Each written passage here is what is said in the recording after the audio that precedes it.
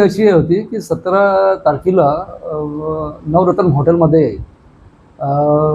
एक गोपनीय इन्फॉर्मेशन आम्हाला प्राप्त झाली होती पोलीस प्रशासनाला की तिथे काही बनावट स्टॅम्प ठेवलेले आहेत. त्यावरून पोलिसांनी रेड केली असता 21 बनावट स्टॅम्प मिळाले. त्यावरून अपराध नंबर 244/25 कलम 341 BNS प्रमाणे गुन्हा नोंद होता. त्यामध्ये आम्ही मालकाला अटक पण केली. नंतर मालकाने दिली एक इन्फॉर्मेशन होती की त्याचे चेकबुक गहाळ झालेले आहे. त्यावरून आम्ही शोध घेतला असता ते चेक एका बँकेमध्ये इटिका बँकमध्ये वटवण्याचा प्रयत्न झालेला होता.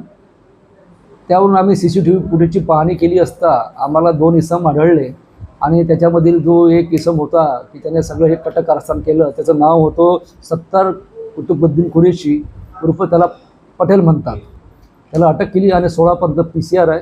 जवळपास 30 ते 35 CCTV कॅमेरे आम्ही फुटेज चेक केले. त्यावरून हा गुन्हा डिटेक्ट करण्यात आलेला आहे. आरोपी सध्या आता पोलीस कोठडीमध्ये आहे.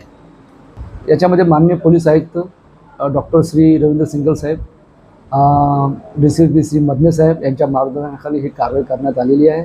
या पथकामध्ये आम्ही स्वतः आणि आमच्यासोबत असलेली team API Jadhav, PSI Santosh Shirdole, SC Pralesh आणि SC सुनील यांनी ही कामगिरी केलेली आहे.